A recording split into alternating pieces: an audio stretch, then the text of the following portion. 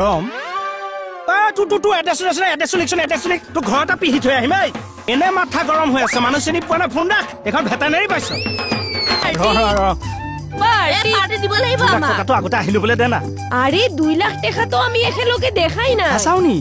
মইও সিনেমা টিমাহে দেখিছো ঠিক আছে পালে আমি একেলগে ফটো কপি মাৰি থৈ সেলফি অই ফেসবুকে আপলোড দিমু তাৰপিছত ইনকাম টেক্স ধৰকি নালাগে এনে উঠি থৈ দিম এটা ষ্ট্ৰীমিটি বো কক কথাটো কি কথা ছাৰে ক'ব ৰ'বা ছাৰ কওকচোন কওক কোনটো কথা ক'বলৈ মোৰ দুইটো বো কওক এই খাতনিয়াৰ মেডিকেল ৰিম্বাৰ্সমেন্টৰ পইচাটো চেংচন হৈছে 2 লাখ মান পাব সেই কাৰণে কমলে কৈ আছে কোন কমল